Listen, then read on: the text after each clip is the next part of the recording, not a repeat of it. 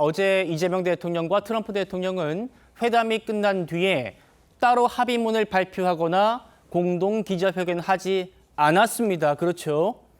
여야는 오늘 그래서 구윤철 경제부총리한테 합의문 언제 나옵니까? 정식 합의문 발표는 언제입니까? 이렇게 물었습니다. 부총리 답변도 이어서 들어보시죠.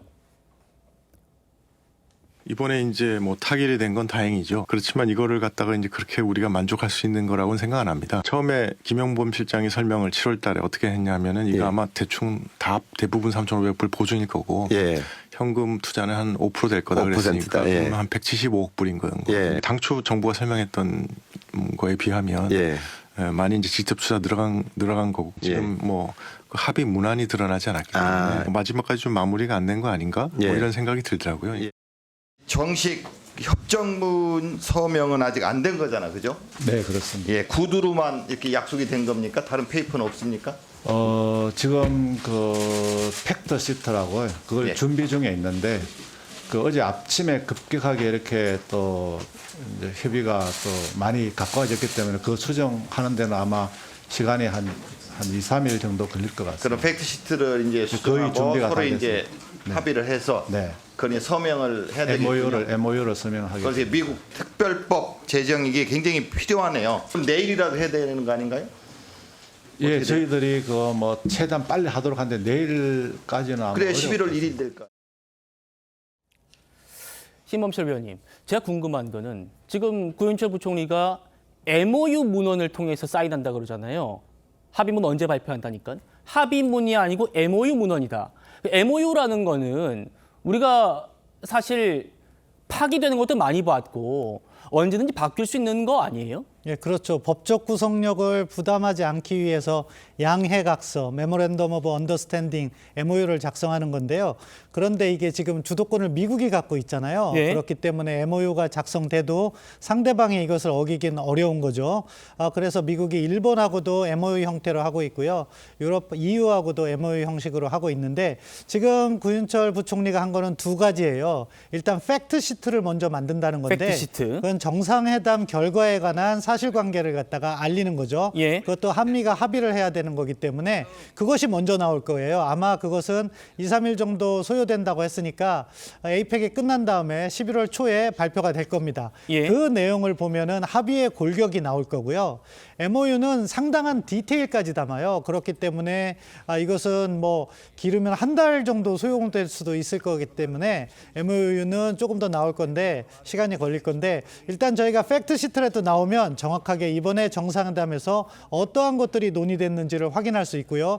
지금 한미가 약간 다른 이야기를 하고 있잖아요. 그 디테일까지는 MOU를 봐야지 알 수 있을 거다. 저는 그렇게 전망합니다. 알겠습니다. 관세 협상에서도 오늘 미국 정부가 보인 반응을 보면 정말 합의가 된 게 맞는가 싶은 대목들이 몇 개 있습니다. 바로 반도체 관세, 농산물 시장 개방 관련입니다.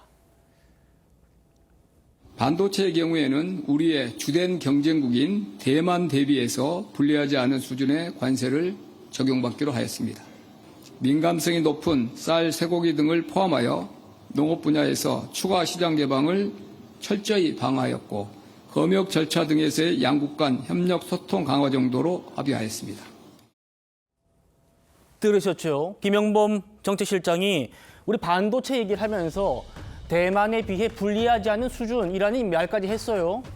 그런데 오늘 러트닉 상무장관이 반도체 관세는 이번 합의에 포함되지 않았답니다.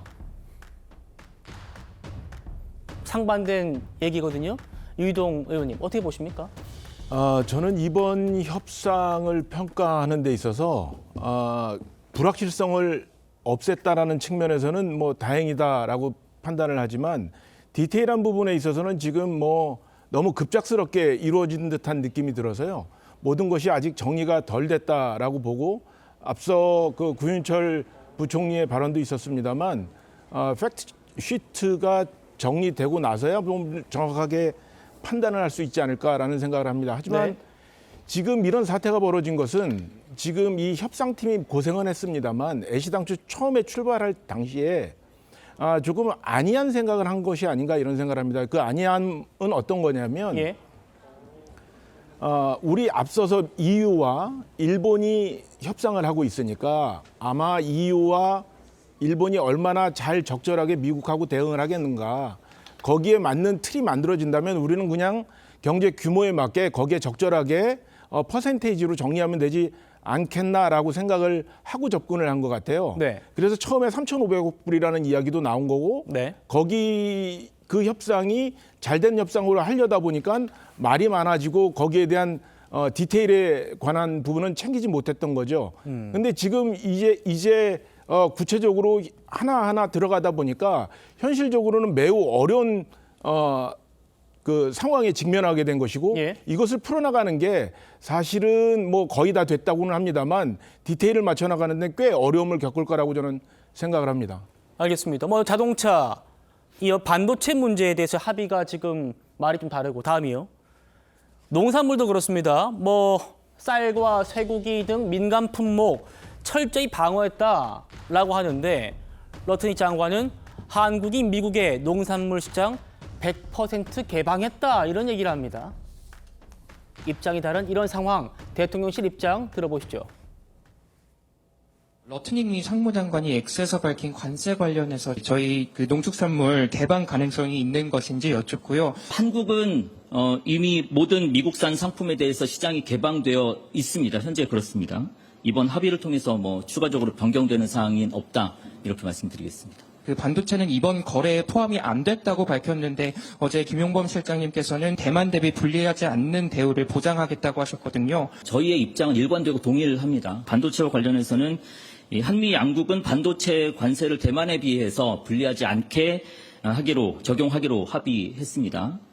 반도체 분야에서 경쟁국인 대만과 동등한 입지를 확보해서 불확실성을 제거한 협상 결과다 이렇게 볼 수가 있습니다. 발표 내용은 뭐 양측의 합의를 통해서 바탕으로 한 것이고 관련 문서 마무리 검토 중이다라는 말씀 다시 한번 드리고요. 조인삼 부위원장님, 국민의힘 주진우 의원은 왜 매번 미국과 말이 다르냐? 반도체 관세 무역 합의에서 빠졌다는데 한국은 완전 개방한다 이렇게 또 말하고 있고. 왜 문서로 합의하지 않고 그 내용 공개하지 않느냐 이렇게 묻고 있습니다.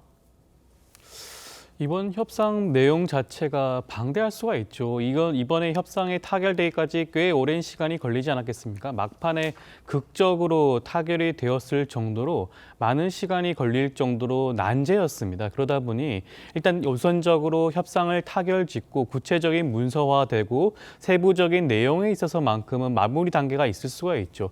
그런 부분들이 모두 다 종료되고 나면 그 부분에 대해서 다시 한번 이재명 정부 차원에서 그 부분을 명확하게 밝힐 가능성이 있지 않겠습니까? 네. 그때 다시 한번 한미 간의 협상 내용을 구체적으로 한번 살펴볼 수가 있을 것 같고요. 미국 입장에서는 자국민을 대상으로 이번 관세 협상 타결에 대한 그런 선전 효과 차원에서라도 본인들에게 유리하게 그 방향을 설명할 수가 있을 겁니다. 그렇지만 구체적인 세부적인 내용과 합의 내용은 달라질 수도 있기 때문에 저는 그 결과는 끝까지 지켜보고 난 다음에 그 부분에 대해서 지적을 해도 늦지 않을까 싶습니다. 알겠습니다. 신청하면 어떻게 말씀 주실까요? 예, 뭐 이 부분은 사실은 팩트시트나 MOU가 나와봐야지 알아요. 예. 그거를 봐야지 확실한 건 아는데 아무튼 우리 정부 입장에서는 미 측에게 그렇게 전달을 했을 거고 외교적인 기술에서요 이런 방법이 있어요. 서로가 같은 부분을 공유하지만 다른 부분이 합의가 안 됐을 경우에는요 각자 자기의 입장을 발표하는 것도 외교적 합의의 일부일 수가 있어요. 그렇기 때문에 조금 더 시간을 두고 지켜봐야 될 것 같습니다.